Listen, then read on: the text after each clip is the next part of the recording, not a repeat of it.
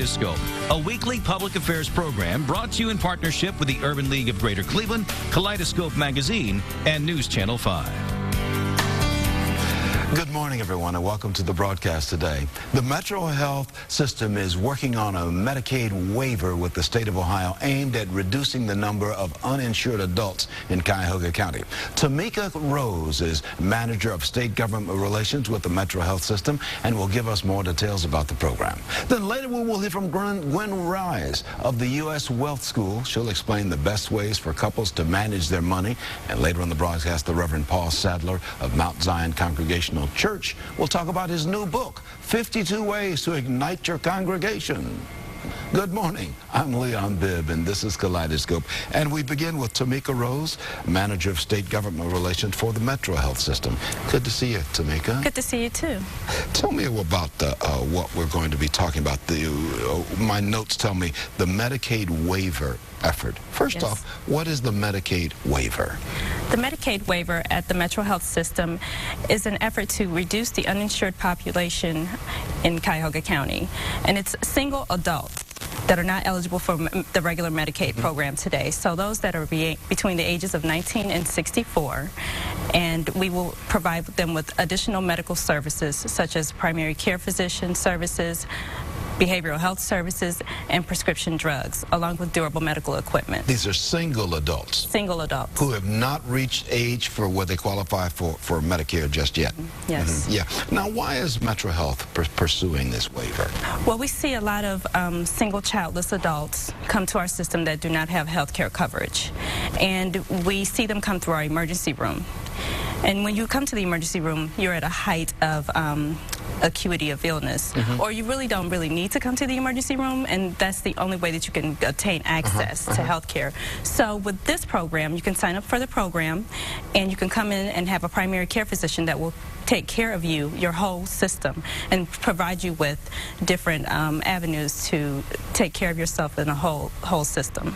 How can people get more information on this? Because there've got to be a lot of people who are in this situation.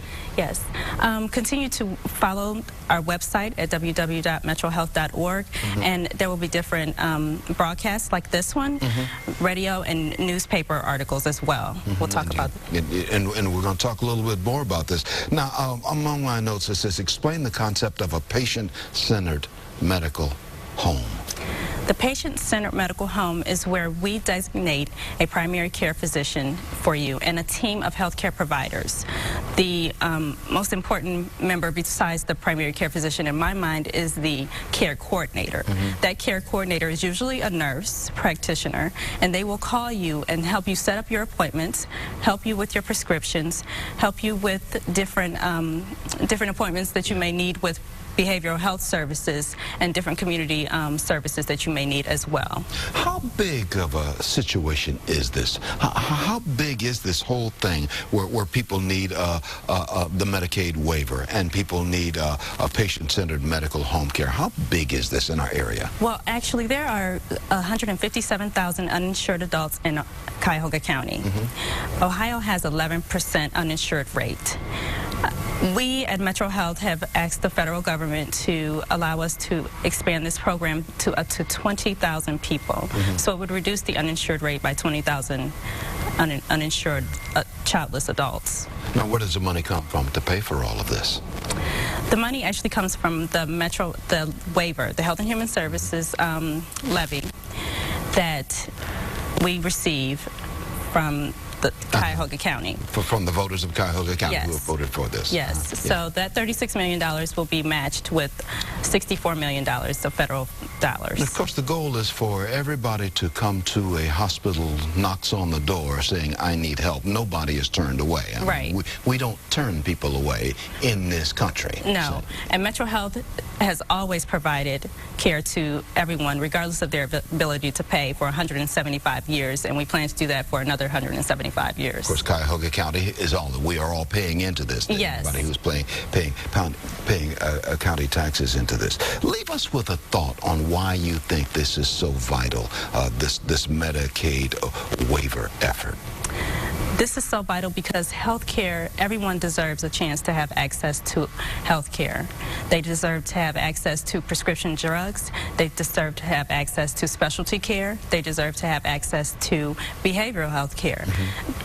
People can't obtain jobs if they are not healthy. And so if they are healthy, then they can go out and become productive citizens in our county. And be tax-paying citizens. Yes. And to helping pay for all the things that we all are paying for. Do you expect that there's going to be a large number of people applying for this now? Well, we would like for a large number of people to apply for it. We have a limited amount of dollars. So once that $36 million runs out, we have no more money to match with the federal government. How can people get more information on this now? Continue to check our website at www.metrohealth.org, and as different things develop, then we will have different information on our website. That's metrohealth.org. Yes. And we're going to have you back talking about this, because as this opens up, I'm certain there are a lot of people out there who will need this service, who are between the ages of whatever it was, 19 and 64. 19 and 64. 65 is where you qualify for Medicare. That's correct. But we're trying to get those who fall in the middle, fall below that number, and who don't have insurance. Yes, and the average income for that person would be $15,000 or less on an annual basis. All right. Well, we're going to go look for more on that at metrohealth.org. Tamika Rose is a manager of state government relations for the Metro Health System. Good to have you on the broadcast, Tamika. Thank you. Okay. Well said. Thank you for being part of the answer here. We're trying to get some answers for people throughout Northeast Ohio. I'm Leon Bibb. This is Kaleidoscope. I'm going to take a break, and I'm back.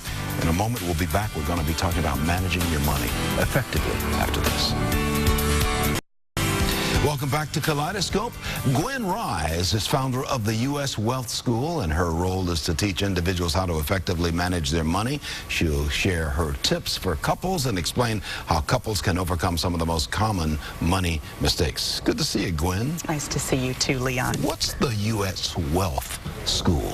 I founded the U.S. Wealth School to help people hold on to more of their money. If you add up what people have made over the course of their lifetime, from the first time babysitting or shoveling snow in the neighborhood till the time you end up at Walmart as a greeter, you've probably made more than $1 million. So we're already millionaires in one sense, but how much of that money are you able to hold on to? And so I had a few money problems in my life over the years. I started out in college and got a credit card like everybody else, and thought, oh, I don't want to have a lot of debt, so I only want maybe a $600 credit limit. I was in college, and I thought that made sense at the time. So an innocent mistake like that actually got me into more trouble than had I had a larger credit limit, because I blew that limit because of a mistake. And it ruined my credit. It took a number of years to kind of battle back. So some of us lack some skills, and you're trying to help people with those skills, right? To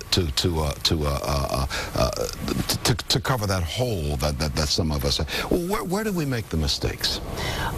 Like I said, a lot of them are very innocent mistakes, like thinking, I don't use that credit card a lot, I'm just going to close that up. But that will actually lower your credit score. If you are closing a card that you had a long relationship with, now your history is only as long as your next longest, and so that will lower your credit score. So things that seem to make sense, sometimes they're not the right thing. Let's talk a little bit about couples. Where do they oftentimes make mistakes? Well, with money. With money. Now, money, we know, is the biggest thing that couples argue about, isn't it? Well, it is a big thing, they tell me. Often. I try not to argue about it. Your wife is always right, right? That's a good start. That's a nice foundation. But we don't have a lot of the important conversations about money that we should. You fall madly in love with someone, and you don't care whether they have a good score or a bad credit score. But if they have a bad one and you've held on to trying to keep yours wonderfully high, you may be marrying a bad credit score, and it will bring yours down if you do things jointly. So you need to check somebody's background a little bit before you tie the knot. At least talk a little bit about it. A discussion needs to be had. Maybe finances should be separate if that will work better. Not only how much money do you have, darling, but do you have a credit problem? That's right. Those kinds of things. Or a shopping problem, or we have all sorts of issues with money. Yeah. I know you're on the cover of a magazine, and we're going to see if we can get that magazine over here. And I'm going to ask my floor director, Kim, if you could bring her magazine over here, because I want to show that. You forgot to bring that with you. I did. Should couples combine their bank accounts? In some cases, they should. Often, say with a mortgage or something, there is a benefit, a lower interest rate to have a joint account with the bank that gives you the mortgage. Well, the point is, that's fine, but if you use that for your primary bill paying and one person spends more that month than you expected, well then overdrawing, you've got finance fees and charges and penalties and things that can actually lower your credit score. So that's a big thing. And when you analyze, there are 4 different reasons people use your credit score. It used to just be if I wanted a car or a house, that was the only reason that someone pulled your credit. Now, a potential landlord wants it, a potential employer wants it, and worse, here's the one that most people don't realize. Insurance companies base your car insurance premiums on your credit report. So you've got to make sure that, as you say in this magazine, you're the cover girl on Cozy Update magazine, clean your financial house. And that's what you need to look at, what you have and where you are, and you need to watch. I would imagine what I've always told our daughters when they were growing up: be careful what you sign, because your signature is one of the most important things you possess. And when you sign on the dotted line, that creditor wants his or her money. Consider if someone paid a lawyer hundreds of thousands of dollars to create an agreement for you to sign, it's worth you reading every single word in that agreement, because you don't know what you're signing away. You can find more information on everything we're talking about by going to uswealthschool.com, uswealthschool.com, or you can call 577-5621 in the 216 area code. You see the number on the bottom of the screen there. This is a school. You're trying to get folks to talk about these kinds of things. Are you going out talking about these things face-to-face? I go face-to-face. I work with couples. I work with individuals, but I also go into businesses, because when you solve your employees' problems, you actually increase productivity, and you're actually doing what your tush is on the cush to do. So, you know, instead of you're doing your job. You're doing your job instead of being on the phone trying to keep your electric from being disconnected. So that's the bottom line, and we're all trying to keep money in the pocket and make wise expenditures. Right. And don't make emotional purchases. Oh, I'm speaking the stuff now, aren't I? You are. Okay. Gwen Rise, thank you so much. She's founder of U.S. Wealth School. Once again, 216-577-5621, as you see at the bottom of the screen, or uswealthschool.com. And she'll come out and speak to your employees or speak to you and help you get situated. Keeping your financial house clean. Many thanks, Gwen. Thank you, too. I'm going to take a break in just a moment. We're going to hear from the Reverend Paul Sadler, pastor of the Mount Zion Congregational Church. 52 ways to ignite your congregation. He's going to preach on that, I'm certain, in a moment. Good to have you with us on Kaleidoscope today. And also with me is the pastor of the Cleveland-based church, Mount Zion Congregational Church of the United Church of Christ. The Reverend Paul Sadler is here, and he's just written a new book. He will share insights about his book, 52 Ways to Ignite Your Congregation. It's the 3rd in a series of books geared toward pastors and worship leaders. Good to see you, Reverend Sadler. Good to see you, Leon. How are things going? Things are going very well. Staying very busy. You're busy at Mount Zion Congregational Church there? At Mount Zion Congregational Church. We're in the midst of revival and lots of exciting things coming up. Right over there, it is a gemstone right there in University Circle area of Cleveland. Yes, yes. You've written a book now, 52 Ways to Ignite Your Congregation. Yeah. You're igniting them, aren't you? We're doing the best we can.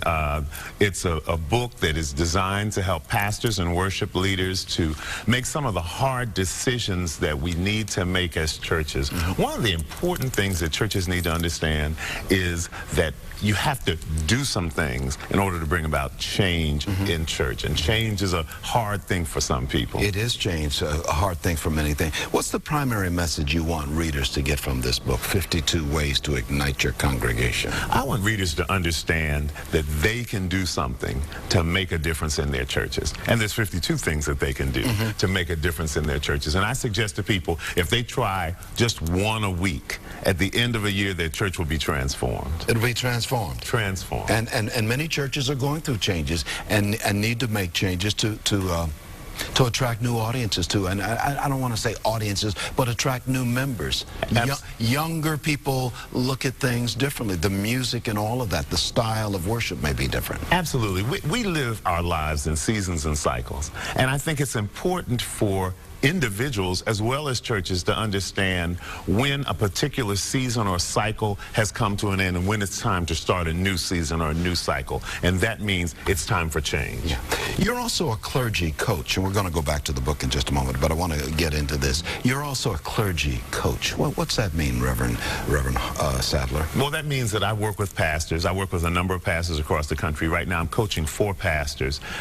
And what we do is we meet via the internet and via conference call on a monthly basis, and I talk with them about their pastoral issues, different things that are going on in their congregations, and different ways that they can make changes in their churches and the ways in which they do things that will help them to take their church to the next level. Now, some of that inspiration for your 52 ways, you share ideas and thoughts? Absolutely. I share all of that with them.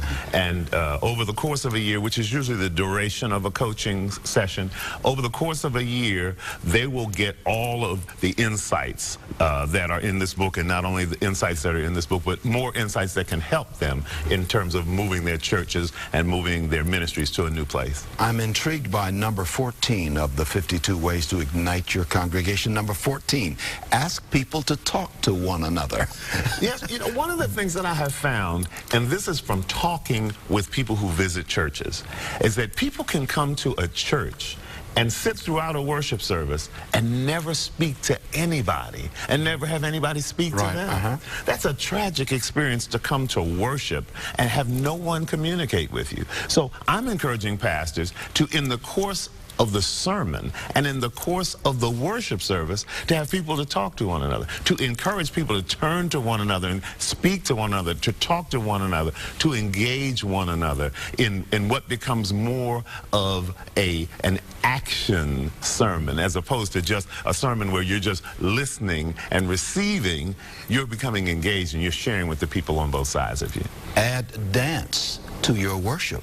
Absolutely. You know, at our church, we have a history that goes back almost 50 years of liturgical dance. And so I'm excited about dance because I see it as one more vital way of communicating the gospel to those who come to the context of worship. And certainly those who are dancers want to offer unto God their talent, and their talent may be dancing. As a horn player may be a trumpet player, or a singer sings a song, all to praise God, and God appreciates all of that. God takes in all of that as praise for God. Who is this book geared to? 52 Ways to Ignite Your Congregation. I'm hoping that pastors who are seeking to do something new in their congregation, I'm hoping that worship leaders, I'm hoping that musicians who are interested in trying to gain some new skills and to get some new tools that they can use to help to grow their congregations will use it. I've recently done a workshop for the UCC Musicians National Network in Kansas City and shared some of the insights from the book as well as others with musicians who serve local congregations. I want camera 2 to hold that shot, if you could, in the control room. One of the ways, and I notice you're holding the Bible, somebody is holding the Bible. So all of this is biblical, you seem to be saying. Everything you're talking about in here is not just some things, but this is all grounded in Scripture. It's all grounded in Scripture. In fact, one of the things, Leon, that we're going to be doing in September, on September 29th from 10 a.m. until 4 p.m., is hosting a workshop called Ministering Change. Dr. Otis Moss here in Cleveland used that phrase to describe what we do. We are ministering change. We're helping people to see change as something that's positive as opposed to seeing change in terms of loss, how lots of people see it. More information by dialing 216-262-1029 or going to paulhobsonsadler.com, your website. Yes. paulhobsonsadler.com. You see it at the bottom of the screen. You can get more information. And you can buy the book. Yes. You can get the book on the website. You can get the book from any internet outlet or any bookstore.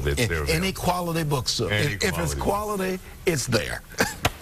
Good to see you. Good to see Reverend you as Paul well. Hobson Sadler, pastor of the Mount Zion United Church of Christ, Mount Zion Congregational Church, part of the United Church of Christ here in Cleveland. Good to see you. My pleasure indeed. My pleasure. Always good to have you on the broadcast, Dr. Sadler. We're going to take a break in just a moment. Marcia Maccabee, the Urban League, offers her thoughts after this. Here now is my good friend, Marcia Maccabee, president of the Urban League of Greater Cleveland, who's always giving us words of wisdom. But let me tell you before we even get her to speak, I just found out that Crane's Cleveland Business magazine has nominated Marcia Maccabee as one of Cleveland's 2012 Women of Note. Congratulations. Thank you, Leon. Nice to have people saying nice things about you. It certainly is. So you are a woman of note, which we've already known. Well, thank you. And I'm so humbled and so honored and appreciative of my friends at KO, the Consortium of African American Organizations, who nominated me for this prestigious award. I'll tell you, it's been a whirlwind. It's been fun.